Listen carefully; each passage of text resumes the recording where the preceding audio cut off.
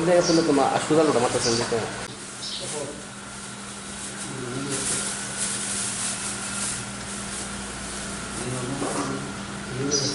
উপলব্ধিরা আমাদের সেহেতুর রাজ্য কমিটির প্রাক্তন সহসভাপতি এ রাজ্যে গণ আন্দোলনের অন্যতম কমরেড বিমল সিনহা শ্রমজীবী জনগণের খুব কাছের বন্ধু ছিলেন।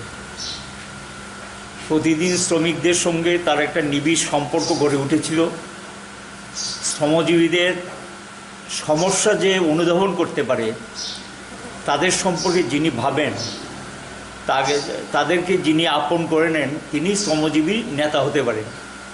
ঠিক সেই আপন করার মধ্য দিয়ে শ্রমিক শ্রেণীর কাছে তিনি একটা যোগ্য নেতৃত্ব হিসেবে নিজেকে তুলে ধরতে সক্ষম হয়েছিলেন।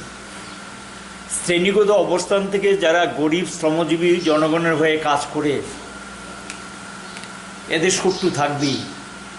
শ্রেণী শত্রুরা সবসময় সক্রিয় থাকে শ্রমজীবী জনগণের পক্ষে যারা দৃঢ় অবস্থান নেয়, তাদের হয়ে যারা কাজ করে তাদেরকে নিঃশেষ করে দেওয়ার জন্য।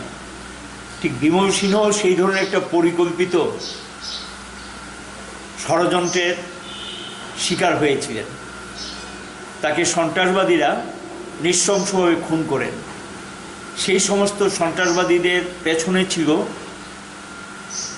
যারা শ্রমজীবীদের, গরিব মানুষের, সাধারণ মানুষের, নিম্ন মধ্যবিত্ত গণতান্ত্রিক মানুষের স্বার্থের পরিপন্থী কাজ করে, যারা দেশটাকে লুটপাট করে, এই শক্তিগুলো তার পেছনে সক্রিয় ছিল। তাকে খুন করার মধ্য দিয়ে ভেবেছিলেন তার আদর্শ এবং তার যে কর্মসূচির প্রতি তার দৃঢ় প্রত্যয় নিয়ে তিনি কাজ করেছিলেন, এটার মধ্য দিয়ে শেষ করে দেবেন। কিন্তু এটা কোনোদিনই সম্ভব না। পৃথিবীতে যতদিন পর্যন্ত শোষণ থাকবে, শোষিত মানুষের ঐক্য থাকবে এবং শোষিত মানুষ তার ঐক্যবদ্ধ হয়ে সেই লড়াই চালিয়ে যাবেন। এটি পৃথিবীর ইতিহাস। সেই সংগ্রামের মধ্য দিয়ে শোষিত মানুষ যখন তার নিজের অবস্থান সম্পর্কে বুঝতে পারবে, তাদের অবস্থানটা বিশাল, তাদের শক্তি বিশাল, এই বিষয়টা যখন তারা উপলব্ধি করতে পারবে, তার মধ্য দিয়েই একটা কঠিন আঘাত আনবে। কারণ হয় শোষকরা থাকবে, না শোষিত থাকতে হবে। শোষক সংখ্যায় খুবই কম, নগণ্য, কিন্তু এরা ঠকায় বিশাল অংশের মানুষকে। যারা ঠকছেন তারা বুঝতে পারছেন না। যখন তারা বুঝতে সক্ষম হয়, তাদের মধ্যে ঐক্য গড়ে উঠে, প্রতিবাদী সংগ্রাম গড়ে উঠে, প্রতিরোধ সংগ্রামের তীব্রতা বাড়ে, তার মধ্য দিয়ে সংঘাত হয়, সংঘাতের মধ্যে দিয়ে নতুন একটা শ্রেণীর জন্ম হয়। সেটা হলো শোষিত মানুষের সেখানে সমাজতান্ত্রিক চিন্তাভাবনা নিয়ে সামনে। সেই সমাজতন্ত্রকে সামনে রেখেই কমরেড বিমল সিনহা কাজ শুরু করেছিলেন এবং তাদের লক্ষ্য ছিল সমাজতন্ত্র।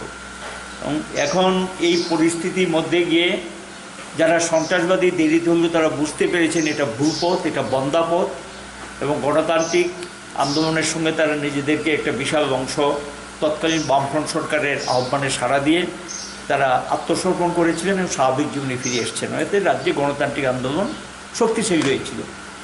এটা ঠিক যে রাজ্যের গণতান্ত্রিক আন্দোলনকে বিকশিত করতে গেলে জাতীয় উপজাতির ঐক্য ছাড়া এটা সম্ভব না। কমরেড বিমল সিনহা জাতীয় উপজাতির ঐক্যের একটা প্রতীক ছিলেন। এ রাজ্যের যে বিকাশ বা অগ্রগতি বা সংগ্রাম যাই কিছু বলবেন, এটা করতে গেলে আমাদের রাজ্যে উভয় অংশের মানুষের মধ্যে একতা এবং ঐক্যকে সুদৃঢ় করতে হবে। এই কাজটাই কমরেড বিমল সিনহা করে গেছেন।